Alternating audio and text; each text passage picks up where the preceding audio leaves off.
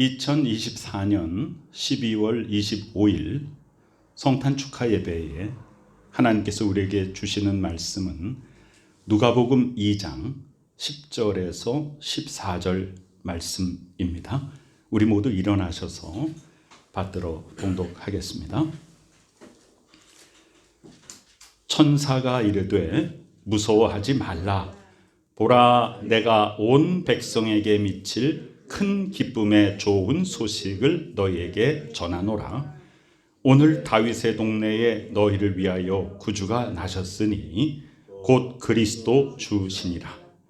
너희가 가서 강보에 쌓여 구유에 뉘어 있는 아기를 보리니 이것이 너희에게 표적이니라 하더니 호련히 수많은 천군이 그 천사들과 함께 하나님을 찬송하여 이르되 지극히 높은 곳에서는 하나님께 영광이요 땅에서는 하나님이 기뻐하신 사람들 중에 평화로다 하니라. 아멘. 자리에 앉으시기 바랍니다.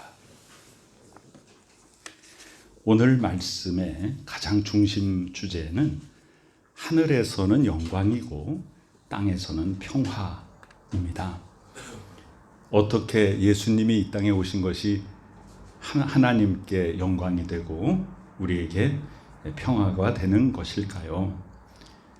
우리는 어제 동방박사들이 그 먼 곳에서 예물을 가지고 새로 태어날 왕을 향하여서 그 경배의 순례길을 먼 길을 걸어와서 예수님께 황금과 유향과 모략 이 세 가지 예물을 드림으로써 예수님의 왕권을 가지신 탄생과 예수님이 제사장권을 가지시고 향기로운 삶을 사신 것과 또 예수님이 십자가에서 죽으심으로 모든 믿는 자의 죄의 문제를 해결하시고 구원을 주신 그 모든 예수님의 사역, 그것을 기념하고 그 앞에 경배하고 축복했던 것을 우리는 함께 나눴습니다. 오늘은 천사가 누구에게 가냐면 밤에 양떼를 지키고 있던 그런 목자들에게 천사가 갑니다. 그러니까 어제는 이스라엘 사람이 아니고 아주 먼 곳에서 사람들이 와서 예수님의 탄생을 축하하고요. 오늘 메시지는 한밤중에 들판에서 양을 치고 있었던 목자들에게 천사가 기쁜 소식을 전하는 것이거든요. 그런데 이스라엘 사람들이 이제 구약 성경적인 그런 배경 속에서 천사가 즉 하나님의 대리인이다. 그러니까 천사를 만나면 우리는 이제 화를 당했다. 죽었구나. 이런 생각이 일반적이었습니다. 천사가 나타나니까 목자들이 두려워하죠. 천사가 말합니다. 두려워하지 말라. 기쁜 소식을 전하러 왔다. 이렇게 말합니다. 그런데 그 대상자가 누구냐 하면 밤에 양을 지키던 목자다 그 말이죠. 이스라엘 사람들의 주된 업이 유목입니다. 그래서 다 양을 치고 소떼를 치고 그렇게 하죠. 제일 많은 가축이 이제 양이죠. 가는 곳곳마다 양들이 있죠. 그런데 밤에 양떼를 지킨다라고 하면 신분상 그들은 그 양의 주인으로 보기 어렵습니다. 그리고 주인에게 임금을 받고 일을 해주는 그런 목자일 텐데 그 중에서도 굉장히 서열이 낮고 좀 일한 지 얼마 안 되고 그런 사람들. 그러니까 지금 말하자면 가장 낮은 곳에 처한 사람이었다는 것입니다. 예수님이 어디에 오셨냐 하면 가장 낮은 곳에 오셨어요.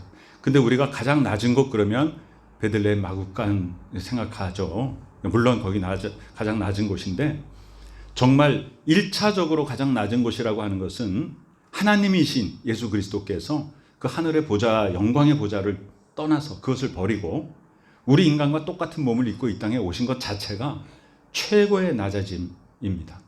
그 최고의 낮아짐인데 우리가 이제 그 다른 종교의 어떤 그 중심 인물들을 보면 뭐 왕가에서 태어나거나 귀족 가문에서 태어나거나 그런 이야기들이 많이 있지 않습니까? 그런데 예수님은 아주 가난한 집안, 목수의 집안에서 그것도 호적을 하러 갔다가 여관에 방이 없어가지고 동물들이 있는 그런 마구간에서 태어나서 말 먹이통인 구유에 누웠습니다. 낮아도 너무 낮은 곳으로 오신 것이죠. 그래서 나중에 사람들이 뭐라고 그러냐면 나사렛에서 무슨 선한 것이 날 수 있냐 하고 굉장히 천시합니다. 저 시골 그 끝에서 무슨 대단한 것이 날 수 있냐. 예수님은 베들레헴에서 태어나신 다음에 어떻게 됐어요? 헤롯 왕이 죽이려고 하니까 하나님께서 애굽으로 피신시켰다가 그 다음에 다시 어디로 돌아오게 하냐면 나사렛으로 돌아오게 해요. 그래서 나사렛 예수다라는, 그것도 구약 성경에 예언된 것을 그대로 이루게 된 것이죠.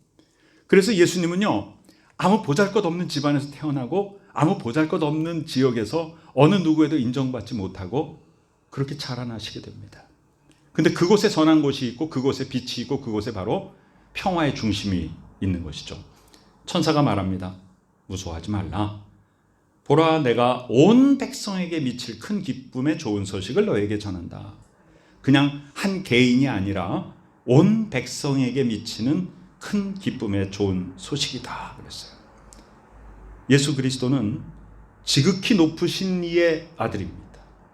그리고 하나님께서 다윗을 왕으로 세우신 다음에 다윗에게 무슨 약속을 하셨냐면 너의 왕권이 후대까지 계속 끊어지지 않을 것이다 그랬어요. 그래서 그 약속은 남북 왕조가 나뉘고 나서도 남왕국 유다의 왕조는요, 바벨론에게 멸망할 때까지 다윗 왕조가 한 번도 끊어진 적이 없어요. 근데 북왕국 이스라엘은 계속해서 반란이 일어나고 막 바뀌잖아요. 그러면 주전 586년에 바벨론이 침공해가지고 남왕국 유다가 망할 때 다윗의 왕조는 끝나지 않았습니까? 세상적인 왕조는 거기서 끝났어요. 그런데 하나님의 약속의 말씀은 어디까지 계속되냐 하면요, 바로 마태복음 1장에 나오는 아브라함의 후손의 족보를 통해서 다윗으로 이어지고 다윗의 후손의 족보를 쭉 이어가다가 마리아의 정혼자인 요셉에까지 이르는 것이죠. 그래서 하나님께서 그 왕권을 끝까지 이어가며 그 왕위를 잃어버리지 않게 한다는 것은 예수 그리스도의 탄생으로 완성됩니다. 그 조상 다윗의 왕위를 그에게 주신다. 그래서 지금도 이스라엘 사람들은요, 이 다윗, 우리 예수 그리스도의 조상이다. 그 다윗의 별, 육각별이 이스라엘의 국기잖아요. 그리고 예수님이 고난주간 시작될 때 예루살렘 성에 입성하실 때 사람들이 막 환호성을 지르면서 옷을 벗어 깔고 나뭇가지를 흔들면서 뭐라고 환호를 하냐면 다윗의 자손이요, 다윗의 왕권을 가지고 오시는 이요, 이렇게 환영을 합니다. 11절에 보니까 그래서 바로 오늘 다윗의 동네에 너희를 위하여 구주가 나셨으니 곧 그리스도 주시니라. 그러니까 이 총독이 호적을 신고해라 할 때 전부 다 본적지로 가는 거란 말이에요. 그러니까 여기서 어떤 성경이 이루어지냐면 다윗의 후손 중에서 메시아가 날 것이다, 이것을 이루기 위해서 그때 다윗의 고향인 베들레헴으로 가서 호적을 등록하러 가는 겁니다. 그때 이미 예수님의 어머니 마리아는 만삭이었고 요셉이 자신의 아내, 그러나 자신으로 인하지 아니하고 성령으로 인하 잉태된 그 메시아를 배에 품고 이제 호적을 하러 가는데 너무나 많은 사람들이 호적을 하러 다 이동하기 때문에 여관에 머무를 곳이 없었지 않습니까? 그런데 하나님께서 이 말씀을 이루어 주신 거예요. 다윗의 동네에 구주가 나셨다. 그래서 이것은 구약 성경에 계속 예언된 바로 그 메시지입니다. 그런데 이 말씀을 누가 몰랐냐 하면요, 구약 성경의 전문가들이 이 말씀을 눈으로는 보면서도 영적으로 깨닫지 못했습니다. 동방에서 온 그 천문학자들이 별을 연구하면서 왔어요. 근데 고대 사회에는 천문학자하고 우리가 지금 얘기하는 그 점성술사하고, 점성술사라 그래서 막 그냥 완전 미신적이고 그런 게 아니라 별을 연구하는데 그 당시에 과학이 발달하지 않았으니까 우리가 지금 부를 때는 그렇게 부르는 거죠. 그러니까 지금으로 말하면 천문학자예요. 그 당시의 과학 기술의 기준으로. 그 이분들이 이제 별을 연구할 때 우리가 천문학 그러면 과학적으로만 연구하지만 그분들의 관점에서는 그 고대 사회에서 이 별이 뭔가 어떤 대단한 인물이 태어나는 것을 가리킨다라고 그들의 연구 결과예요. 그래서 이 새로 태어난 이 왕께 경배하러 우리가 가자 하고 먼 길을 왔단 말이죠. 그러고 나서 생각을 합니다. 왕이니까 어디 났을 것이냐? 왕궁에 났을 것이지. 그러면 이 나라의 수도에 가서 그 왕궁에 가서 물어보자. 그래서 물어봤죠. 그 물어보고 다니니까 그 말이 헤롯 왕의 귀에 들어갔고 헤롯 왕은 긴장하죠. 나 말고 어떤 왕이 새로 어디 태어났단 말이냐? 그러면서 성경 전문가들한테 물어봐요. 그 과정은 매우 정상입니다. 그러니까 새로운 왕이 태어난다는 사실을 어디서 찾아보냐 하면 헤롯 왕이 구약 성경에서 찾아보는 거예요. 근데 자신은 헤롯 왕은 유대인이 아니거든요. 그러니까 자신은 구약 성경을 잘 몰라요. 그러니까 구약 성경을 잘 아는 사람들, 대제사장, 서기관들, 이런 율법의 전문가들한테 물어보는 거예요. 그 새 왕이 어디서 난다고 성경에 기록되어 있느냐? 그러니까 이 성경 전문가들이 성경을 딱 찾아가지고 유대 땅 베들레헴입니다라고 알려줘요. 난 세상에 참 너무 답답하지 않습니까? 그 사람들은 지식은 굉장히 최고조에 있었지만 영적인 상태는 완전히 소경에 가까웠죠. 눈을 감고, 영적인 눈을 감고 그들의 머릿속에는 세상적인 지식, 문자적인 지식만 있었습니다. 그러면 그들이 먼저 성경을 알았으면 그 사람들이 먼저 가서 아기 예수께 경배했어야 되죠. 자, 오늘도 그 많은 사람들이 있었어요. 왕족들이 있었습니다. 귀족들이 있었습니다. 부자들이 있었습니다. 사회적인 명망이 있는 많은 사람들이 있었습니다. 근데 그 사람들에게 천사가 가서 기쁜 소식을 전하지 않고요. 가장 낮고 천한 지위에 있었던 밤에 잠 안 자고 양떼를 지키는 사람이다라고 하는 것은 그 당시의 사회에서 가장 낮은 그런 신분이었던 것이죠. 그들에게 찾아갑니다. 그래서 너희가 가라, 이제 가서 강보에 쌓여서 구유에 뉘어 있는 아기를 봐라. 얼마나 참 초라합니까? 아무리 가난한 집이라도 아기가 태어날 때는 자신들이 가지고 있는 경제력을 더 뛰어넘어서 어디서 정말 좀 도움을 청해서라도 우리 아기는 좀 잘 태어나게 하는 것이 당연한 거 아닙니까? 그런데 구세주 예수께서, 하나님의 아들이신 이분께서 이 땅에 태어나셨는데 세상에 말들이 있는 마구간에서, 그것도 말먹이통 구유에 뉘어 있어요. 그래서 천사가 말합니다. 천사가 목자들에게 이 말을 전할 때 어떤 마음으로 전했겠냐? 구유에 뉘어 있는 그 아기가 너무나도 자랑스럽다는 거예요. 이 천사들의 메시지가. 그러니까 우리 인간의 시각으로는 어떻게 허다허다 아기를 갖다가 거기서 태어나가지고 거기다 뉘었냐가 아니라 하나님의 아들 독생자 예수가 바로 구유에 지금 뉘어 있다. 가서 경배하라. 그리고 천사가 아주 자신만만하게 큰 소리로 이 목자들에게 명합니다. 이것이 너희에게 표적이다. 자, 우리는 표적을 뭐라고 봅니까? 막 아프다가 병이 확 낫고, 뭐 어려운 상황에서 갑자기 확 어떤 것이 기적적으로 막 회복이 되고 이래야 그것을 표적이라고 생각하는가? 여러분, 요한계시록에 보면요, 악한 사탄 마귀가 적그리스도가 나타나가지고요 여러 가지 표적들을 행하는 거예요. 막 죽었던 사람이 벌떡 일어나기도 하고 막, 그러니까 사람들이 우 하면서 거기 막 모이거든요. 예수님께서 막 병자를 고치시고 막 이렇게 했을 때 바리새인들이 와가지고 표적을 보여달라 이렇게 얘기하거든요. 우리가 신앙적으로 시험에 들기 딱 좋은 케이스가 뭐냐면, 아예 나에게 어떤 능력이 하나도 안 나타났을 때는 그냥 그 상태에서 하나님 그냥 이렇게 그냥 겸손하게 기도하게 되죠. 근데 하나님께서 은혜를 주셔가지고 나를 통해서 뭔가 내가 어떤 사람을 위해서 막 기도했더니 병이 확 낫다든가 뭔가 이런 일들이 벌어지면요, 마귀가, 은혜가 넘치는 곳에 마귀가 자꾸 틈을 타요. 그래가지고 나를 교만하게 만드는 거예요. 너 능력 있잖아. 하나님이 주신 능력 있잖아. 그래가지고 자꾸만 어디 아픈 사람 없나? 내가 기도해줘야지. 마치 자기의 능력인 것처럼. 바리새인들은 바로 예수님을 보고 어떻게 하냐면, 당신이 이렇게 병을 고치고 뭐 바다를 잠잠하게 하고 무슨 먹을 것을 막 이렇게 만들어내고, 자, 표적 한번 보여봐라. 예수님께서 말씀하세요. 내가 너희에게 보여줄 것은, 하면서 뭐라고 말하면, 악하고 음란한 세대여, 내가 너희들에게 보여줄 표적은 요나의 표적밖에 없다. 요나의 표적이라는 게 바로 십자가에서 죽으셨으나 부활하신, 물고기 뱃속에서 죽었으나 다시 살아난 그 요나의 표적밖에 없다라고 말씀하시죠. 그러니까 우리는 표적이라는 것을 우리가 세상적인 관점에서 생각하는 그런 기적적인 현상들이 표적이냐? 오늘 천사는 말합니다.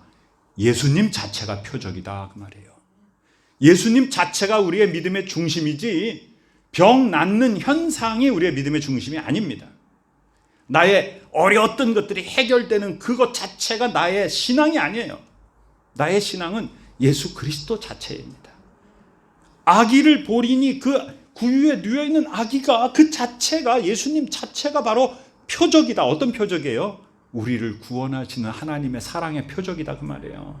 그러니까 결론적으로 오늘 하나님께 왜 영광이 되냐 하면, 하나님이 우리 인간들 때문에 얼마나 속을 썩으셨냐. 좀 절대선의 상태로 살라고 에덴 동산에다 잘 이렇게 지어 놓으시니까 악한 사탄의 괴계에 빠져가지고 미혹해가지고 하나님의 그 명령을 거역하고 이 악의 개념을 알아버리게 되고, 그 다음에 자꾸만 죄를 짓고, 그래서 에덴 동산에서 쫓겨나고 인간이 자꾸만 죄를 지니까 홍수로 또 멸망하시고, 노아의 가족들은 선한 것으로 하나님이 여기시고 노아의 가족만 남겨놓으신데 그 후손들도 또 번성하더니만 바벨탑을 짓고 하나님한테 대적하고, 그러니까 하나님이 얼마나 속이 상하겠어요. 그 예수님이 하신 비유가 있잖아요. 네, 농부가 포도원을 지어놓고 먼 데로 여행을 갔는데 이 포도원에 있는 농부들이 그냥 자기 마음대로 막, 그래서 종을 보냈더니 막 때리고 야, 아들을 보내면 괜찮겠지. 아들을 보냈더니 그를 죽였더라. 저는 상속자니까 저를 죽이고 우리가 이 포도원을 차지하자. 예수님을 보냈는데도 예수님을 죽이잖아요. 자, 그런데 예수께서 이 땅에 오셔서 죽음을 당하심으로 말미암아 우리에겐 무엇이 왔냐면 평화가 왔어요. 이게 굉장히 참 극과 극이죠. 우리가 이게 복음성가인데 세상에서도 많이 불려지는 그 영어 노래 있잖아요. 오 해피 데이 하는 거 있잖아요. 오 해피 데이. 이 오 해피 데이가 뭐냐면 금요일 날 예수님이 십자가에 못 박혀 죽음을 당하신 그날이 우리에게는 행복한 날이다, 그 말이에요. 예수님은 죽으셨지만 우리는 예수님의 죽음으로써 내가 죽지 않고 살게 되었다는 것이죠. 그런데 예수님이 그 목적으로 이 땅에 오셨거든요. 그러니까 동방 박사 중에 세 번째 그 박사는 바로 모략을 선물한 거 아닙니까? 태어난 어린아이한테 시신에 바르는 방부제를 선물한 거 아니에요. 그러니까 예수 그리스도는 이 땅에 왜 태어났냐? 우리가 물론 태어나면 누구든지 다 죽죠. 그렇지만 아기가 지금 어느 집에 딱 태어났는데 이제 태어났으니 길어야 100년 있다 가겠군요, 이렇게 말하는 사람은 아무도 없습니다. 저희들이 신학 공부를 할 때 목회학 교수님께서 여러분들이 목회하면 넥타이를 2개를 가지고 다니세요. 빨간 거 하나하고 까만 거 하나를 가지고 다니세요. 그래서 돌잔치에 갈 때는 빨간 걸 메고 갔다가 어디서 장례가 났다 그러면 얼른 넥타이를 까만 걸로 바꿔 메고 가세요. 장례식 갔다 온 티를 절대로 아기 태어난 집에 가서 거기에 비추지 마세요. 이렇게 얘기를 하거든요. 그러니까 어느 누구도 아기가 탄생했는데 거기 죽음의 얘기를 하는 것을 기분 좋아하는 사람은 하나도 없습니다. 그런데 여러분, 우리가 이번에 암송한 그 요절에도 그렇고 거기에 이제 그 시몬 나오고 그 다음에 안나 할머니 나오잖아요. 그런데 이분들이 그 태어난 아기와 그 부모에게 뭐라고 얘기해요? 예수님의 어머니 이제 가슴을 찌르는 듯한 그런 고통을 당하게 될 것이요. 그러면서 그러니까 그 말을 마음에 두었다는 게 뭐냐면 이 아기가 범상치 않은 아기다. 여러분, 예수님의 어머니의 마음을 한번 생각해 보세요. 태어났는데 12살 때 갑자기 성전에 갔는데 안 돌아오고 어디 가가지고 막 찾으니까 내가 내 아버지 집에 있어야 하는 걸 왜 찾습니까? 야, 이 아이를 어떻게 하면 좋단 말인가? 예? 어떻게 하면 좋단 말이야? 30살 될 때 그냥 집 나가가지고 제자들 거느리고 막 진짜 그러고 다니는데, 그러더니 결국은 어머니의 눈앞에서 십자가에 못 박혀 숨을 거두는 그 아들의 모습을 볼 때 그 어머니의 마음은 어떻겠어요? 그러니까 우리가 하나님 앞에 헌신한다는 것은 보통 일이 아닙니다. 아무나 할 수 있는 일이 아니에요. 그러나 우리 모두에게 다 하나님께서 각자의 분량만큼 헌신의 양을 주셨거든요. 그래서 우리는 그것을 찾아야 돼요. 우리가 누구처럼 똑같이 할 수는 없잖아요.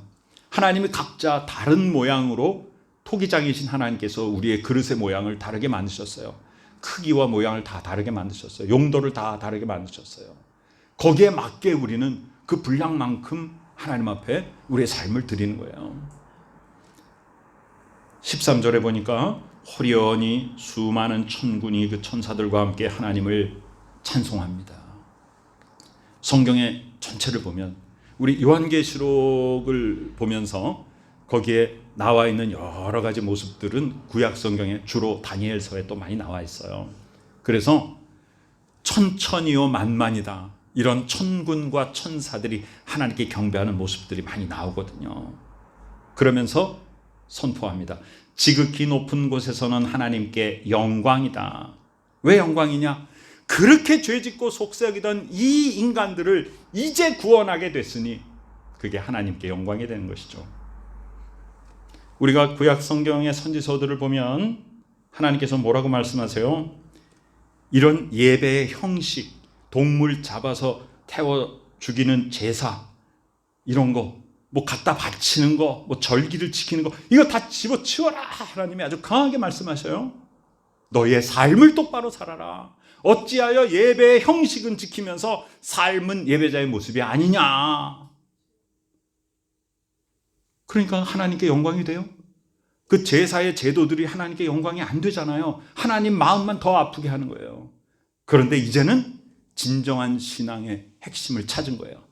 바로 예수 그리스도 그 자체가 하나님의 말씀의 언약의 표적입니다. 그래서 예수 그리스도를 바라보고 나아가면 영접하는 자, 곧 그 이름을 믿는 자들에게 예수 그리스도를 영접하고 예수 그리스도의 이름, 예수의 이름 뭐예요? 자기 백성을 그 죄에서 구원할 자, 그 예수를 믿는 자에게 하나님의 자녀가 되는 권세를 주셨으니 그게 하나님께 영광이 되지 않겠습니까? 만약에 우리가 내 자식이 막 집 나와가지고 그냥 막 이럴 때 얼마나 속이 상해요. 그런데 그 자식이 이제 돌아왔어요. 어떤 중보자를 통해서 돌아왔어요. 그 돌아왔을 때 나에게 얼마나 기쁨과 영광이 되는 거예요. 그래서 우리의 죄의 문제가 해결되는 길을 열어주신 것이 하나님께 영광이 되는 것이에요. 그리고 이 땅에서는 하나님이 기뻐하신 사람들 중에 평화로다 그랬어요. 억눌려서 사는 우리의 마음들, 이유 없이 불안하고 뭔가 세상적인 것에 어두움에 막 사로잡히고 안개를 걷는 것과 같은, 동굴 속에서 안개 낀 좁은 공간에서 밖을 바라보는 것 같이 저 밖에는 무엇이 있을까? 내일은 나에게 무슨 일이 생길지 자꾸만 염려가 되고 걱정이 되는 그런 모든 것들 다 흑암 권세 다 하나님이 걷어주시고 이제 광명한 빛 가운데로 우리를 인도하시는 그 초입이, 그 첫걸음이 뭐냐? 바로 예수 그리스도를 나의 개인의 구주로 영접하는 것입니다. 그래서 우리는 하나님의 자녀가 되었고 우리는 그 이후부터 성장하는 신앙생활을 살고 있는 신앙의 여정에 있는 사람들이 아닙니까? 그리고 우리는 그 끝을 향해서, 표대를 향해서 예수 그리스도와 함께 동행하면서 끝까지 달려가고 있는 것입니다. 세상 많은 사람들이 성탄의 진정한 의미를 알지 못하고 세상의 축제로 인식하고 있지만 우리에게는 영적인 지혜를 주셔서 그 말씀을 통하여 예수 그리스도가 이 땅에 태어나신 그 귀한 의미를 깨닫게 하심을 감사드립니다. 이 귀한 성탄, 우리의 죄가 사함을 받는 길을 열어주셨으니 하나님께는 영광이요 우리는 흑암 권세에서 해방되는 평화가 우리에게 임하는 날이 바로 성탄인 줄 믿습니다. 모두 자리에서 일어나시기 바랍니다.